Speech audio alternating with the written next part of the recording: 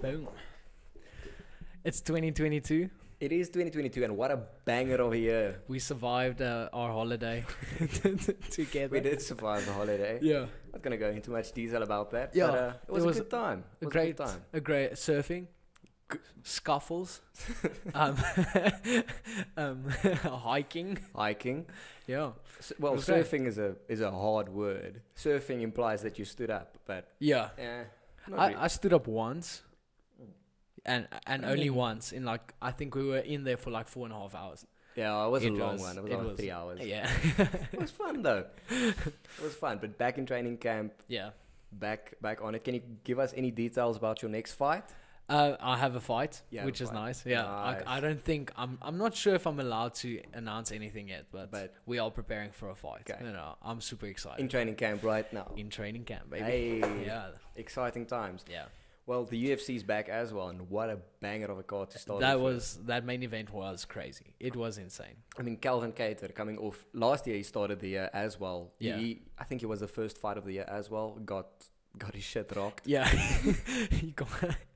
and it's so crazy to see how the tables turn in MMA. I was really underestimating Cater. To be honest, I didn't think he was gonna stand a chance. So, and then him coming out with those elbows, and just absolutely slicing up, going full Freddy Krueger on Chikadze. It was so cool. I mean, I think we all know. Everyone looked at this fight was like, okay, give Giga the next title fight. Give Giga the next title fight, and I think Giga would have got his shit rocked. Yeah. Oh yes, yeah. If he had to. And I don't like Volkanovski that much, but I think if he has to fight Volkanovski, it will be competitive, but I think Volkanovski will break. He would beat him. Yeah. Definitely. Well, there's basically, it just shows you how much higher Holloway and Volk are in this division. Yeah. It's them two, those two, and then the rest. Yes. Yeah. And then you can argue to put, someone like Ortega up there because that fight was insane and it was not close, but there were times that, Ortega could have gotten once or twice, could have gotten a submission. Against anyone else, you're going to sleep. Of course. But I mean, I forgot what I wanted to say. But anyway, let's go. Yeah. But what a great card. And now we have a monster of a card coming up. Boys. Must I get out the fight card? I've got the fight card here in front of me. Yeah. We've got obviously Francis Ngannou, Cyril gone for the battle of the baddest man on the planet. And I must say, I was so confident saying Francis. Yeah, obviously. But now the more I see stuff of him not even focusing on the fights and he wants to go boxing and now he's complaining about pay. That is what's worrisome for me. Giga was looking past Calvin as well, and look what happened there. He got 50-45. Yeah. 50-44. 44. One judge gave it 44. Yeah, 44, yeah. So, I can't... It's a tough one. I've got money on Cyril. Okay. But I mean, obvious. I haven't made my bets yet. I haven't made your picks yet. So we're going to probably do our picks just after this. But we've got the baddest man on the planet and then I don't know how to phrase it, but the smallest bad man on the planet. Yeah. We've got the Battle of the Flyweights coming back for the trilogy. Yeah, that's going to be awesome. I really hope Moreno seals the trilogy again. Yeah. Figueiredo looks very good. I saw an Instagram post of where he looks insane. So, and he's, I think his training partner, that Ponzinibbio, is also on the card. I'm not sure. But both of them were basically in the same photos. I think he was training with Cejudo as well. Was he? I think I saw footage of him and Cejudo training together. Okay, that's very interesting. I mean, if his wrestling was the thing that caught him in the second fight, I must say. But I hope Moreno catches it. When Moreno won that, I think that's when grown men cry. I literally almost cried. So I don't know. It was early. Yeah. Well, so to see him win that fight again, I would like to see a dominant stoppage within 2 rounds, just absolutely decimates him. But Figueiredo looks in top-notch shape. Yes. So he looks in really good shape. Yeah. We've got Dricus's previous opponent, Draven Giles, is back. He's also having a fight. I think he's fighting Morales. Let me see what's the name. That sounds very familiar. Yeah, because there's a bunch of Moraleses in the UFC, I think. I don't know. Is he Brazilian? Probably. I don't know. I'm struggling with the internet, but anyway. he's the underdog in that fight. Okay. I haven't seen much of his opponent, but Giles looks to be a plus 120 underdog. Okay. My underdog for the night, probably him. And then we've got Ila Topuria fighting. He's fighting Jourdain. I know you rate Jourdain quite highly. I rate Jourdain. He is really good. He's almost plus 400, right? I think I would put it like a few $100 just on that for him, just because of those. Because I think those odds don't make on. Yeah, justice. It's a bit of a disrespectful odds. It is really. That's a very fun fight. I'm looking forward to that. I would like to see them obviously keep it standing. Yeah. Because both of them are very good on their feet. So to see a basic kickboxing type of brawl, that would be awesome. Yeah. What do you think? How do you think the main event plays out? I'm leaning a lot more towards there being I obviously there are two ways it can go. Yes. But in one side of my brain, I see Francis just knocking the shit out of him early. Like, absolutely, just no technique, no coming technique. Forward with a flurry. And then just beating the shit. Almost like when he fought Rosenstrike. Yes. Just coming forward and absolutely decimating him. It's overwhelming. Then at the other point, I see Cyril Gane coming forward, very technical, using those push kicks to the thighs, keeping his range, dropping his hands, throwing from out of sight, basically, and then taking the fight down to the ground. Yeah. I can see him taking the fight down, controlling Francis on the ground, and then basically just raining down ground and pound, and then beating him with a TKO. I do not see it going to decision. I think that's the dumbest. I think really that's the dumbest bet you can make. Imagine it goes to the session. But I think there's just Gane also has a lot of power for a heavyweight, and he's very technical. I mean, he is a heavyweight by definition. Heavyweights all have power. Yeah. Every single one of those guys have power. But what makes him so good is his accuracy as well. Yes. So yeah, it's really hard. I'm gonna sleep on it tonight, and I'm gonna have a final bet by tomorrow. But that's what makes the fight so interesting as well, because a lot of people are writing off Francis because Gane is so much more technical. Yeah.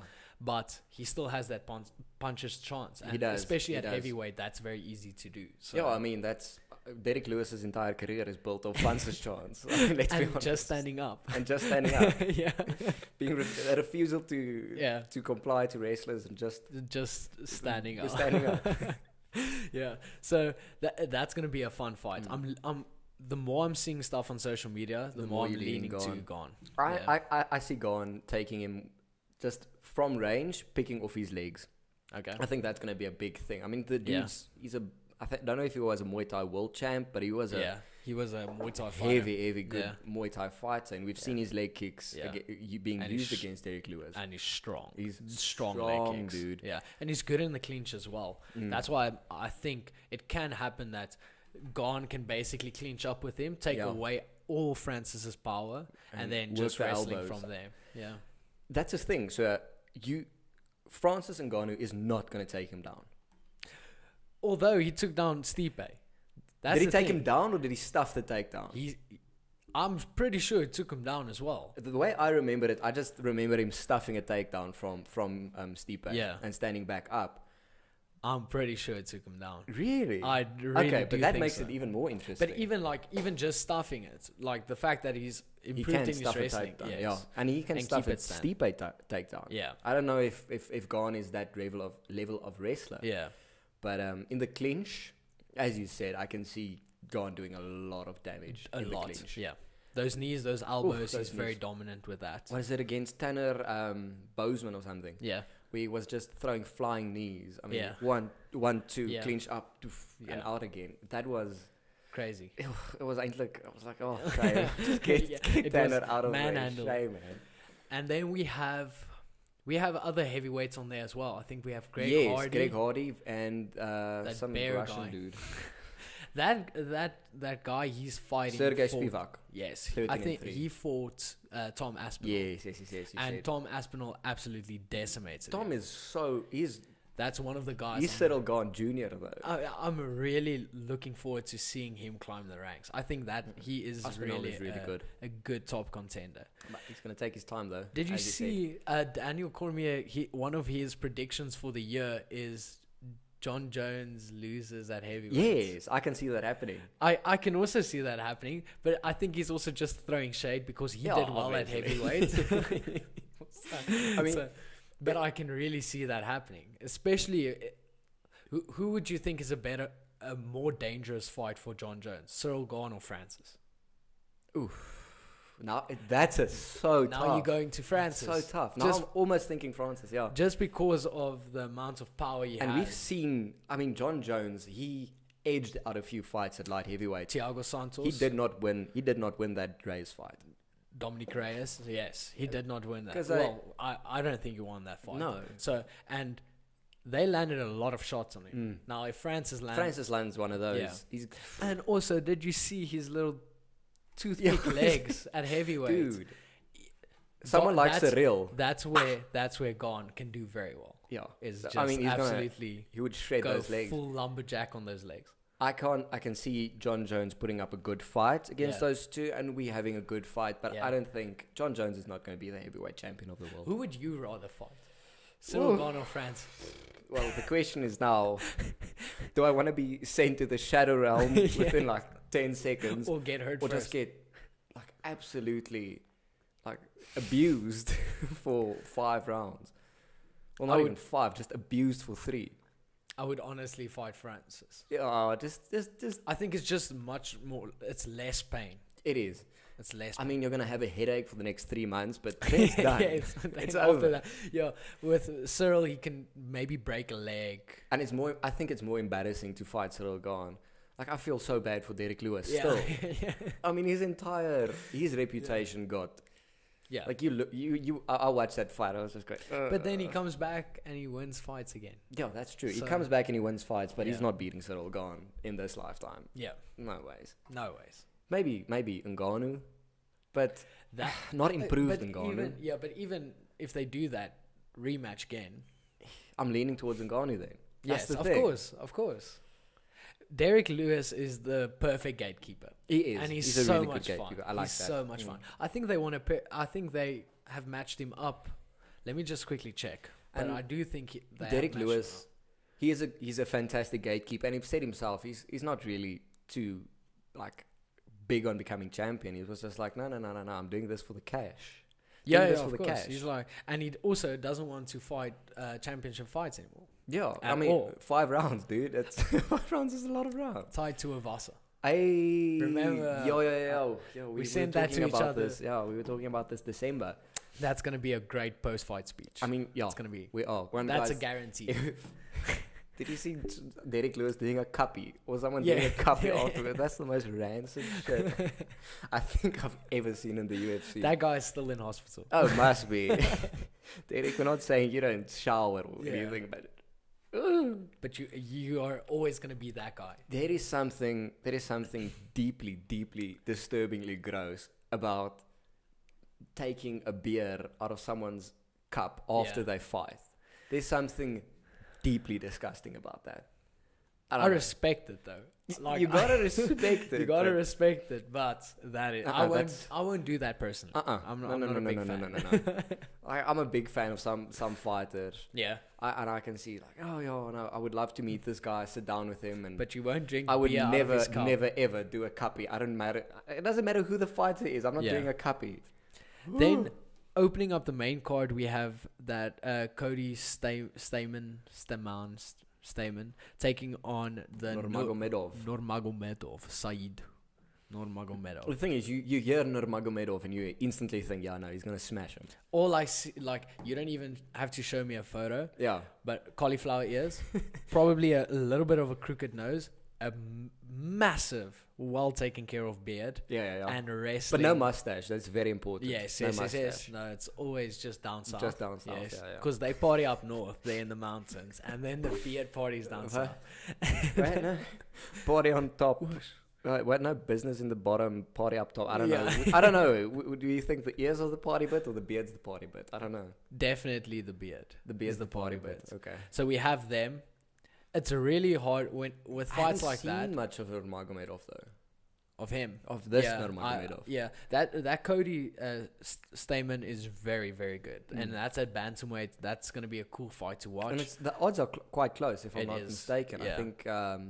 I think Nurmagomedov is like minus 150, and that's it. Yeah, and Stamen is plus 120, 130. Yeah, like it is going to be a close fight, but you can't help but think it's going to go to the ground. Yeah, and then it's going to be finished on the ground via TKO. Always Man, the era of, I don't know, hot take time, the era of, high quality kickboxers, guys that can just rely on like super technical kickboxing, I think that era is coming to an end. Yes, yeah, of course. But you can also see guys like Adesanya. Yeah, I think he's the last of it. But you can also see the sport again, like making almost a U-turn. I remember like 2-3 years ago, wrestling was everything. Like if you could wrestle well, you can win fights. No doubt about it. Now you can see almost the stand-up fighters getting these creative ways of stuffing takedowns and getting counters to that. So I would like to see more stand-up exchanges. Obviously everyone likes stand-up exchanges. So just to have them be more creative, I think it's going to keep on going. The wheel's going to go around. Like people are going to get more creative, then wrestlers are going to make plans and be like, okay, but there's always that one guy that loves the ground fighting. Shout out to Eddie Bravo. Like we know you watch one Danner super fan watching the TV. I also I enjoy grappling, dude. I can't box for shit. I love grappling. I enjoy grappling myself. Yes, it's one of the funnest things to do. I'm actually making fun of myself to a degree. I'll be a guy, be like, ooh, look, he's going for the. I don't call it Japanese names. I'm not that bad, but not that much of a weeb. But Imanari-ro. Ooh, that's the one Japanese word I will use. Imanari-ro. Is that Japanese? Imanari doesn't sound English to me, does it? Don't think that's a... No, it's not. Doesn't sound like a... Doesn't sound like a Russian... Something I do find very interesting is that high rollers... Ooh, yeah. Championships or whatever. Yeah. That looks like a lot of fun. Like, I've never smoked weed and went to jiu-jitsu. Yeah, and I've never smoked weed. Yeah, ever. So to watch them do that, I think that must be fun. No egos involved. Just having a great role. Because, jiu-jitsu is, I don't know, it's like the surfing of the mainland. It is. It is that. Sport. Yeah. Guys, well, in jiu-jitsu, they shower, but if they didn't feel gross, they wouldn't shower. I don't know. It's like... Jiu-jitsu isn't maybe some of them don't shower. That's part of the game plan. To be stinky and be nice and gross. Shave your leg hairs, and then when they grow back, they're like all spiky. Don't be that guy, please.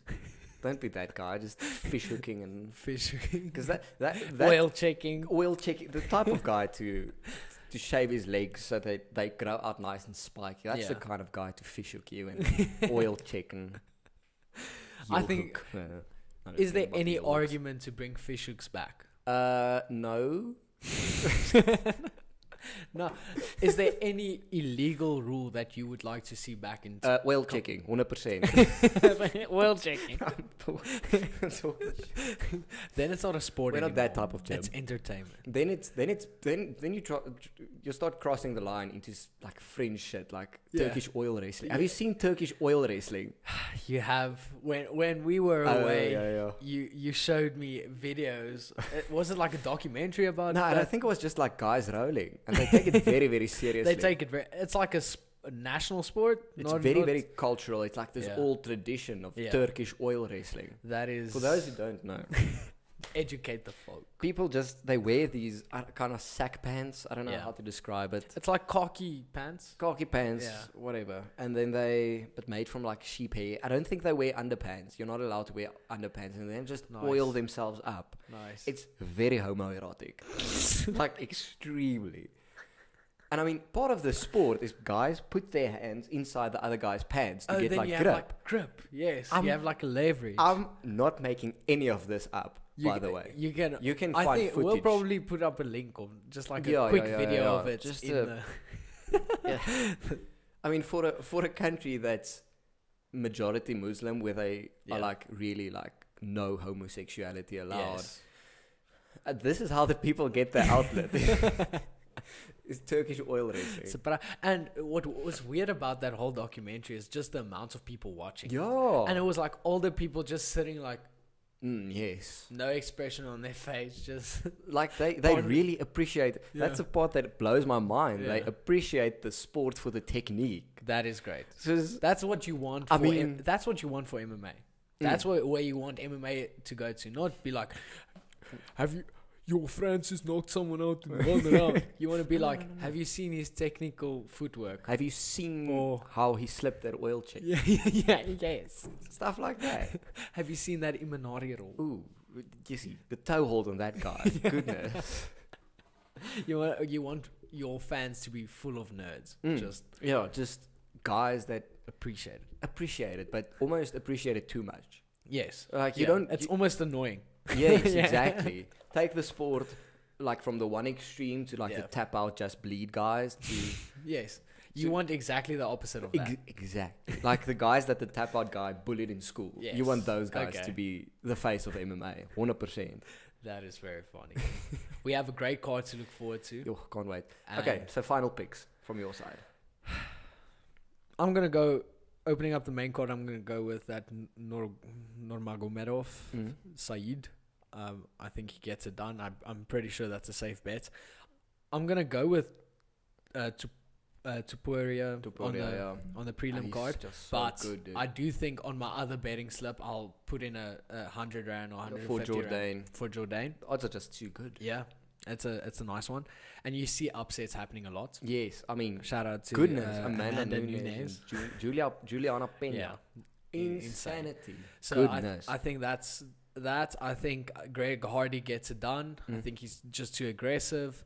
Then Moreno. And then I'm going to go with Cyril Gane. I'm gonna change my opinion from last year. New year, new me, new predictions. If I actually have to bet now. Okay, so I have to put money on this. Yeah. I'm gonna agree with you on most of those. Yeah. Cody, I'm kind of hoping for Cody to take it above Nurmagomedov. Okay. Just to mix it up a bit. Okay. I like it when the Dagestanis lose because it's like unexpected. I like it too. Yeah. But I'm gonna go for Draven Giles. I think I'll put some money on Draven Giles, Tuperia as well. Yeah. Then Pereira. Yeah. I don't know. I'm not. He looks like he's in very good shape. I'm also gonna go for Brandon Moreno and then also Cyril Gane. Nice. And then we go, baby. That's a wrap. That's such a cool first pay-per-view event for the year because you have everything. You have the small guys, you have the giant guys, you have technical strikers, you have these great wrestlers. Guys throwing absolutely mad shit like Pereira. The UFC just keeps on delivering, and I must say, for the few weeks that they weren't hosting events, I was quite sad. Yeah, I was really what else am I supposed to do 5 o'clock on a Sunday morning? Fight in Zanzibar bar in Plentenberg Bay. No, people are gonna think we I don't know. No, it was a scuffle. It was a small scuffle. We don't talk about that stuff. It was a misunderstanding. But we were sitting in someone's seats. Yeah, you started it. I didn't do anything. Can't let you get close. I think you actually were in Plucky, so that makes it great. Yeah, I was in Plucky. Chael Sonnen, man, the myth, the legend. I'm gonna take a rule out of Joe Rogan's book, and I'm never in a public place. We went surfing, and then we went to that place, and then things.